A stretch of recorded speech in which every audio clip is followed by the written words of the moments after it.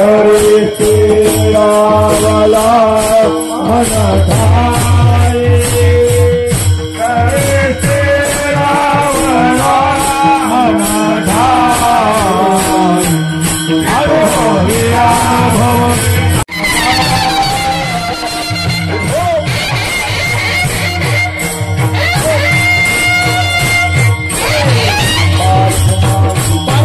भजन करा हा हा हा बोले हरी विठ्ठल श्री महादेव भारत माई जय भारत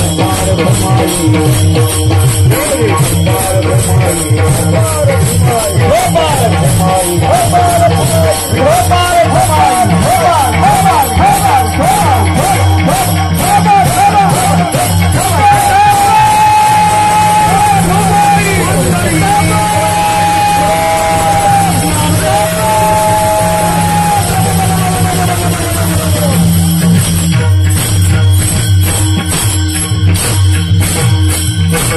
एकची उरली काया वाचा म्हणा आनंद भुवना माझी त्रयी. तुकोबराय सांगतात आता आमच्या जीवनामध्ये द्वैत म्हणून शिल्लक राहिलेला नाही, कुठल्याही प्रकारचा भेद शिल्लक राहिलेला नाही. मनुष्याच्या जीवनामध्ये अनेक प्रकारचे भेद आहेत. शास्त्रामध्ये 5 प्रकारचे भेद सांगितलेले आहेत. एक जीव जीवाचा भेद आहे, जीव जडाचा भेद आहे, जीव ईश्वराचा भेद आहे, जड जडाचा भेद आहे, जड ईश्वराचा भेद आहे. हे सगळ्या प्रकारचे भेद जीवाच्या ठिकाणी असताना पुन्हा जीवाने काही भेद तयार केले आहेत. प्रांत भेद, भाषा भेद आणि जीवाच्या सगळ्यात आवडीचा आता एक भेद आलेला आहे, जाती भेद. तो जातीभेद वारकरी संप्रदायामध्येही शिरू लागलेला आहे. खरं म्हणजे खरे जे वैष्णव मंडळी आहेत त्यांच्या ठिकाणी मात्र असला कुठल्याही प्रकारचा भेद दिसून येत नाही महाराज. आपलं तर हे श्री क्षेत्र वैष्णव गड आहे आणि वैष्णव म्हटल्यानंतर विष्णुमय जग, वैष्णवांचा धर्म. भेदा भेद भ्रम अमंगळ, या ठिकाणी भेद नाही, परंतु भेद मनुष्याच्या ठिकाणी निर्माण होतो. ऐका, जेवढा म्हणून भेद मनुष्याच्या ठिकाणी आहे ना तेवढं त्याला दुःख भोगावं लागतंय. तुझे जवळ जवळ घडे तव तव संसार भय जोडे. म्हणून आपल्या ठिकाणी कुठल्याही प्रकारचा भेद राहू नये. आपण परमार्थाच्या क्षेत्रामध्ये प्रवेश केला ना आपण भेदाने पाहायचंच नाही. तुका म्हणे याची होकारता याची भरती. म्हणजे भेद जात पाहणं हे आपल्या दृष्टिकोनातून अमंगळ आहे.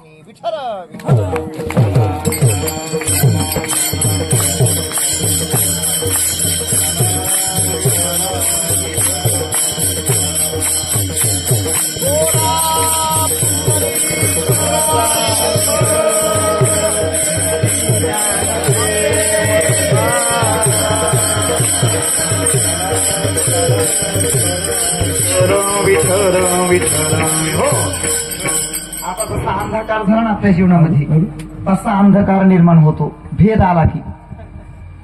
आता अंधकाराने दाखवून दिला आपल्या जीवनामध्ये भेद आला की सगळ्या प्रकारचा अंधकार, अज्ञानाचा अंधकारामुळेच भेद निर्माण होतो.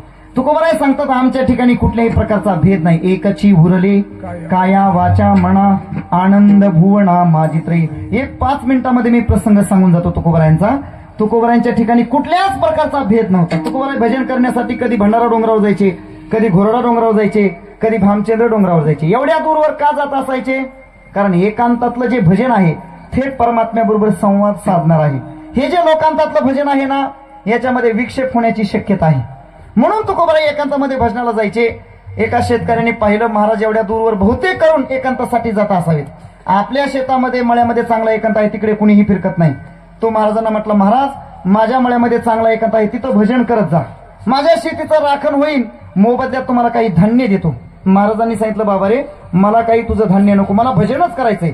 डोंगरावर काय तुझ्या मळ्यामध्ये काय, तुला जर काही फायदा होत असेल तर तिथं भजन करतो. आणि तुकोबराय दुसऱ्या दिवसापासून त्याच्या मळ्यामध्ये भजन करू लागले. 7-8 दिवस झाले. शेतकऱ्यांनी येऊन पाहिलं महाराजांमुळे शेतीचं राखण चांगलं होतंय, महाराजांना काहीतरी आपण दिलं पाहिजे. काय द्यायचं? शेतामध्ये एका बाजूला ऊस होता थोडासा, एक 10-15 ऊस घेतले, ऊसाची मुळी बांधली. महाराज सायंकाळच्या वेळेला घरी जाताना महाराजांना म्हटलं महाराज ही ऊसाची मुळी घेऊन जा, तुमच्या मुलाबाळांना खायला होईल. महाराजांची परिस्थिती हलाख्याचीच होती. तुकोबरायांनी ती ऊसाची मुळी घेतली आणि देहू गावाच्या दिशेने चालू लागली. देहू गावाच्या वेशीवर लहान लहान मुलं खेळत होती. तुकोबरायांना पाहिलं की सगळी मुलं धावली तुकोबारायांचा स्वभाव किती प्रेमळ असेल, कोणाला संकोच वाटला नाही महाराज. तसेच मुलं धावली ऊस ओढतायत, महाराजांनी कुठलाच प्रतिकार केला नाही, सगळ्यांना ऊस घेऊ दिली. 4 ऊस राहिली, महाराज पुढच्या चौकामध्ये गेली, 3 मुलं आली, तिघांनी एक एक ऊस ओढला आणि सरते शेवटी एकच ऊस राहिला. तो एक ऊस घेऊन महाराज घरी आले. त्या एका ऊसावरून महाराजांच्या मुलीचे आणि मुलाचे भांडणं लागली. मुलगी म्हणते मला ऊस पाहिजे, मुलगा म्हणतो मला ऊस पाहिजे. हे चाललेलं भांडण पाहून जिजाबाईंनी सहज विचारलं, महाराज शेतकऱ्याने एकच ऊस दिला होता का? तुकोबारायांनी सांगितलं एक ऊसाची मुळी दिली होती. मग मात्र जिजाबाईंचा पारा चढला. एक ऊसाची मुळी दिली होती आणि महाराज खुशाल घरामध्ये एक ऊस आणतायत. महाराज एक तरी ऊस कशाला आणायचा? तुकोबारायांनी सांगितलं ऊस आणला नाही, ऊस ओढणारी मुलं संपली म्हणून ऊस राहिला आणि राहिला म्हणून आणल्या गेला. दया करणी जे पुत्रासी तेची दासा आणि दासी तोची साधू ओळखावा देव तेथेची जाणावा. हा बाहेरचा मुलगा आहे आणि आपल्या घरी काही मुलं आहेत. हा आपला आणि हा परका, हा भेदभावच त्यांच्या ठिकाणी नाही. सगळं जगतच एकची उरले. काया वाचा मना आनंद भुवना माझी ताई. आता कुठल्याही प्रकारचा भेदभाव शिल्लक राहिला नाही, द्वैत शिल्लक राहील नाही आणि त्याचा परिणाम जीवनामध्ये नुसता आनंदच आनंद आहे. आनंद भुवना माझी ताई. आता आमच्या जीवनामध्ये आनंद असा आहे, आत आनंद आहे, बाहेर आनंद आहे, या बाजूला आनंद आहे, या बाजूला आनंद आहे. एवढंच नाही तर मागे आनंद आहे, पुढे आनंद आहे. आनंद कोंदला मागे वेळ संपली आपली म्हणून मी आता संक्षेपाने थोडं सांगते. नुसता आनंदाच आनंद आहे. तुकोबाराय सांगतात आमच्या जीवनामध्ये दुःख आता स्वप्नाला देखील नाही, स्वप्नामध्ये देखील दुःख नाही. दुःख ते कैचे नाही स्वप्नासी भुक्ती मुक्ती झाल्या कामारी दासी.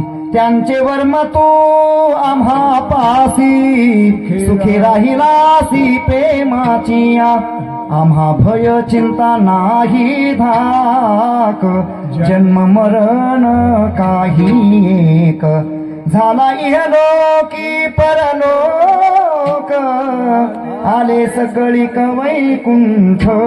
ह्या सगळ्या चाली मी आणि प्रेमानंद महाराज आमचे श्री गुरु मते बाबा यांच्याकडे शिकलेलो आहोत. फार मोठे अर्चन भक्तीचे उपासक श्री गुरु मते महाराज. जवळजवळ महाराज ते 18 तास पूजा करतात. सध्याचं हे फार मोठं आश्चर्य आहे, 18 तास पूजा आणि सगळी सोहळ्यामध्ये करतात. ह्या त्यांच्या प्रासादिक चाली आहेत. त्या आम्हा भय चिंता नाही धाक जन्म मरण काही एक नकळे दिवस की राती अखंड लागली शे ज्योती आनंद लहरीची गती वर्णुनी किती तया सुखा. जीवनामध्ये नुसता आनंदच आनंद आहे आणि या अद्वैतानुभूतीने सगळ्या जगाला त्रस्त करून सोडणारा संसार, या संसारावर आम्ही विजय मिळवला. तुका म्हणे आम्ही जिंकेला संसार होनी किंकर विठोबाचे. आता थोडक्यात मी या चरणाचा सारांश सांगतो. तुकोबाराय म्हणतात आम्ही संसारावर विजय मिळवला. आता संसार म्हणजे काय आणि संसारावर तुकोबारांनी विजय कसा मिळवला फार विस्ताराने सांगत नाही. तुम्ही आम्ही संसार कशाला म्हणतो? बायका पोरं, गुरं ढोरं, शेतीबाडी, गाडी बंगला, नोकर चाकर या सगळ्या पसाऱ्याला आपण काय म्हणतो? संसार म्हणतो. संत महात्मे याला संसार म्हणायला तयार नाहीत. ही एक व्यवस्था आहे. या व्यवस्थाने आपल्याला ही परमार्थाची अवस्था प्राप्त करून घ्यायची आहे. या व्यवस्थेचा संत महात्म्यांनी कधीच निषेध केला नाही. सुखे करावा संसार न संडावे दोन्ही वार. मग संसार शब्दाचा खरा अर्थ सांगू का? अगदी तुकोबारांनी अर्ध्या चरणात सांगितलंय. काम क्रोध सो संसार. काम क्रोध लोभ हे जे विकार आहेत ना, हे विकार म्हणजे संसार. आणि तुकोबारायांनी या विकारावर विजय मिळवला. तुकोबारायांनी कामावर विजय मिळवला, तुकोबारायांनी लोभावर विजय मिळवला, तुकोबारायांनी क्रोधावर विजय मिळवला. जगद्गुरु तुकोबाराय भजनाला एकांतामध्ये असताना गावातील कुटाळखोर लोकांनी एका स्त्रीला पाठवलं महाराज. परंतु तुकोबारायांची विनयाची भाषा आहे. जाईव तू माते नगरी सायास पराविया नारी रखुमाई समान हे गेले नेमून ठाईची. म्हणजे काय? तुकोबारायांनी कामावर विजय मिळवला, तुकोबारायांनी लोभावर विजय मिळवला. छत्रपती शिवरायांनी जगद्गुरु तुकोबारायांना नजराणा पाठवला महाराज. तुकोबारायांची भाषा आहे दिवट्या छत्री घोडे हे तो बऱ्यात न पडे. हा नजराणा आल्यानंतर तुकोबारायांनी पहिल्यांदा देवालाच धारेवर धरलं. देवा ज्या गोष्टी आम्हाला आवडत नाहीत नेमक्या त्याच गोष्टी तू पाठवून देतोस. तुझं लागली हे खोडी पांडुरंगा बहु कुडी, वाईट सवय तुला लागलेली आहे देवा. ज्या गोष्टी आम्हाला आवडत नाहीत त्या नेमक्या पाठवून देतोस. म्हणजे काय, तुकोबारायांनी लोभावर विजय मिळवला आणि तुकोबारायांनी क्रोधावर देखील विजय मिळवला. जगद्गुरु तुकोबाराय दररोज भजन करत असायचे देव गावामध्ये, जो आता विण्णा मंडप आहे त्या ठिकाणी भजन करत कीर्तन करायचे. त्या कीर्तनाला दररोज एक कीर्तनकार बुवा येऊन बसत असायची. खरं म्हणजे ते कीर्तनकार बुवा तुकोबारायांची कीर्तन ऐकून ऐकूनच कीर्तनकार झालेली होती, तरी तुकोबारायांचा द्वेष करायची. बरीच माणसं अशी असतात, आपल्या जवळच राहतात, आपलंच ऐकतात, आपलंच सांगतात आणि आपलाच द्वेष करतात. आपल्या गाडीत फिरून दुसऱ्याचा प्रचार करणं हे जसं, तसं काही माणसं आपल्या जवळच असतात पण आपला द्वेष करतात. तसा हा मंबाजी बुवा तुकोबारायांचीच कीर्तन ऐकून कीर्तनकार झालेला, पण तुकोबारायांचा द्वेष करायचा. त्याला वाटायचं या देवगावामध्ये मीच एकटा कीर्तनकार असावा. आणि काय महाराज, तो सारखा जवळपळाट त्याचा चालायचा. आणि एक दिवस तुकोबारायांची सहज म्हैस त्याच्या धानाला पडली, चुकून पडली म्हैस. तुकोबाराय ती म्हैस आणण्यासाठी गेले तर त्याने काट्याने तुकोबारायांना मारलं. तुकोबाराय रक्त बंबाळ झाली. सगळ्या देहू गावाने हळहळ व्यक्त केली महाराज. आणि अशाही अवस्थेमध्ये तुकोबारायांनी संध्याकाळी कीर्तनाला तुकोबाराय उभी राहिली. कीर्तन सोडलं नाही. 7 दिवसाचा जरी झाला उपवासी तरी कीर्तनाशी टाकू नये, सोडू नये. तुकोबारायांचं चरण आहे. अशा अवस्थेत तुकोबाराय कीर्तनाला उभे राहिले. कीर्तनाला सुरुवात झाली, अभंग घेतला, विठोबा रुक्माई भजन झालं. चाल म्हणण्याचा प्रसंग तुकोबारायांनी पाहिलं. ज्या जागेवर दररोज मंबाजी भाऊ बसतात, मंबाजी भाऊ दिसत नाहीत. मृदंगाचार्यांना विचारलं, तुमच्या घराजवळच त्यांचं घर आहे, कीर्तनला येताना त्यांना घेऊन आले नाही का तुम्ही? सगळे भजनी मंडळी म्हटले, तुकोबाराय कशाला त्या दुष्टाचं नाव काढताय, द्या विषय सोडून. तुकोबाराय म्हटले, त्यांनी माझ्यावर रुसावं पण हरिकथेवर रुसू नये. तुकोबारायांनी तसाच विण्याकऱ्याकडे दिला. घ्या म्हटले अजून 2-3 अभंग, भजन घ्या, मी मंबाजी बुवांना घेऊन येतो. आणि तुकोबाराय मंबाजी बुवाच्या घरी गेले. मंबाजी बुवा 2-4 गोदड्या पांघरून पडला होता, त्याला थंडी ताप भरला होता. तुकोबारायांसारख्या महात्म्यांवर हात टाकल्यानंतर काय परिस्थिती होईल महाराज. तुकोबाराय गेले, त्याच्या बाजावर बसले, हळूच गोदुडी काढली. तुकोबाराय म्हणतात, मंबाजी बुवा तुम्हाला मारण्याची सवय नाही म्हणून तुमचे हातपाय दुखत असतील. कशी आहे तुकोबारायांची भाषा, त्याला मारण्याची सवय नाही. तुकोबाराय तुम्हाला काय मार खायची सवय आहे का? तुम्हाला मारण्याची सवय नाही, तुमचे हातपाय दाखतो. काय झाला असेल ते विषय द्या सोडून, फार झालं तर माझा राग धरा पण हरिकथेचा राग धरू नका. माझ्यावर रुसा पण कीर्तनावर रुसू नका. चला कीर्तनाला. तुकोबाराय महाराज त्याच्या अंग दाबून मालिश करून त्याला कीर्तनाला घेऊन आले. म्हणजे काय, तुकोबारायांनी क्रोधावर विजय मिळवला. आणि याच अनुषंगाने तुकोबारायांची ही भाषा आहे. तुका म्हणे आम्ही जिंकला संसार, पोणी किंकर विठोबाचे, पिटोनिया मुसे आला अलंकार, दग्धते असार होनिया ज्ञानेश्वर.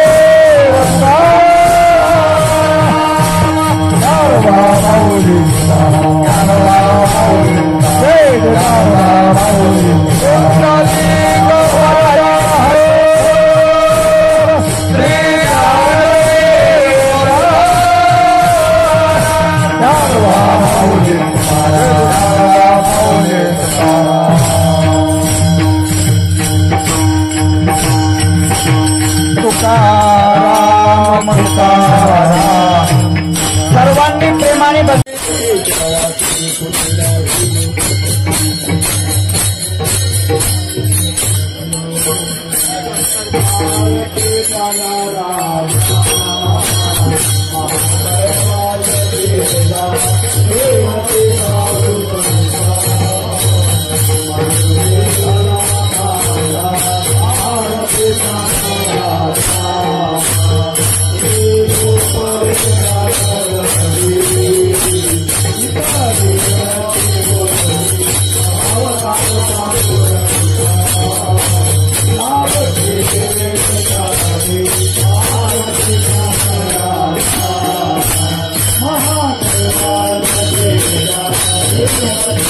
Hare